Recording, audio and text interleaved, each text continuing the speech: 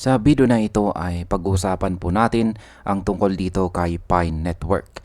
Sa kabila ng kanyang mga pagsubok sa kanyang presyo nitong mga nakaraang linggo, bigla siyang umingay muli matapos po ang isang malaking balita mula po sa Europe. Kasabay nito, may paparating na malaking hamon ngayong September na posible pong makaapekto sa kanyang presyo. Kaya alamin natin kung bakit bigla na namang tumataas ang bullish sentiment kay Pi Network at ano naman ang panganib na kaakibat ng paparating na token unlock. Kaya yan po ang siyang ating pag-uusapan sa video na ito.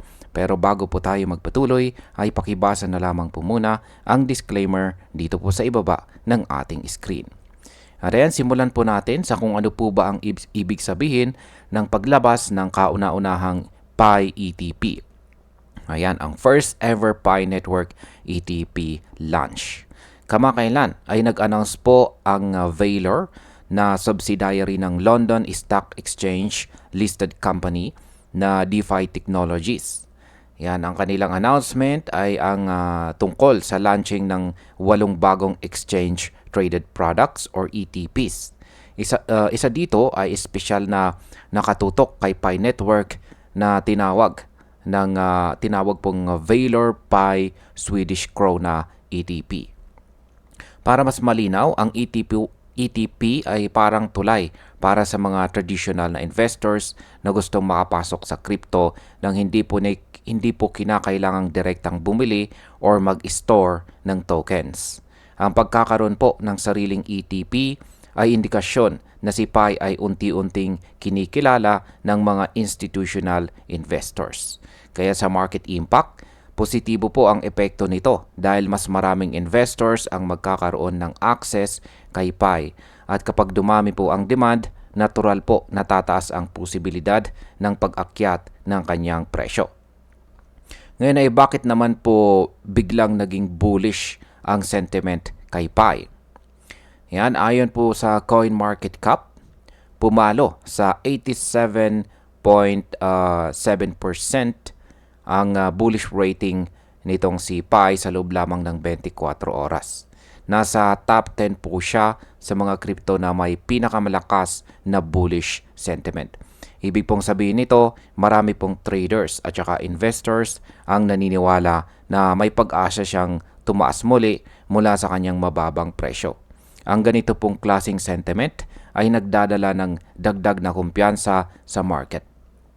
Sa pagdating po sa market impact, kapag marami po ang may positibong pananaw, mas tumitibay ang buying pressure kaya posible pong magtulak ito sa kanyang presyo pataas.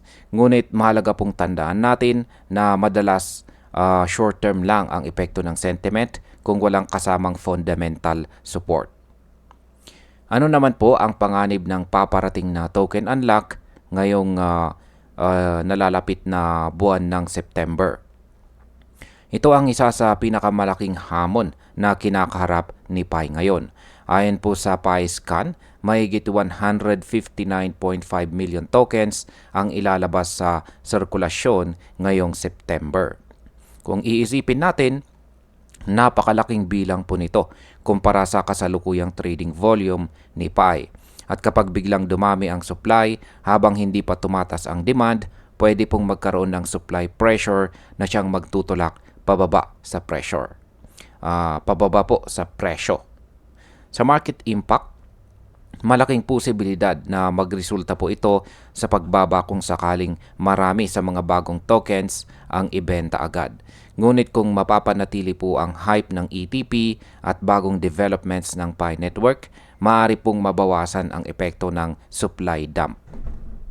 Ngayon ay may mga developments ba na makakatulong para labanan ang supply pressure? Ang kasagutan po sa katanungan na yan ay oo naman. At isa na po dito ang paglabas ng bagong Linux version ng Pi Node. Ibig sabihin ay mas lumalawak po ang kanyang ecosystem dahil mas maraming developers ang magkakaroon ng pagkakataon na gumamit at mag-test ng kanyang technology. Bukod dito, ang mismong ETP launch ay nagbibigay ng dagdag na kumpiyansa na si Pi ay hindi po basta mawawala. Ito ang mga factors na maaaring magsilbing panimbang sa paparating na malaking token unlock. Sa market impact, kung magpapatuloy po ang developments, pwede pong maiwasan ang matinding pagbagsak. Sa halip baka maging oportunidad ito para sa market na mag-stabilize at maghanda para sa posibleng rebound. Ngayon ay ano naman po ang kasalukuyang galaw ng presyo ni PAI. Nito pong Friday ay nagtala itong si PAI ng presyo na 0.3578 matapos magmula sa intraday low na 0.3521. Yan, nitong nakalipas lamang na araw ay umakyat po siya ng 5% mula sa all-time low levels, kaya marami pong traders ang nagkaroon ng bagong pag-asa. Ayon po sa technical indicators, may posibilidad po na maabot ni PAI ang 50-day exponential moving average or EMA na nasa presyong 0.4096. Ang Relative Strength Index or RSI ay nasa level na 44, kung saan ay nagpapakita ng unti-unting pag-angat mula sa oversold region. Samantalang ang MACD naman ay nagpapakita po ng divergence mula sa signal line na indikasyon ng muling pagbalik ng bullish momentum. Sa market impact, posibleng magpatuloy po ang kanyang rebound cycle kung magpapatuloy ang momentum na ito. Ngunit kung babagsak po siya sa ilalim ng 0.3442,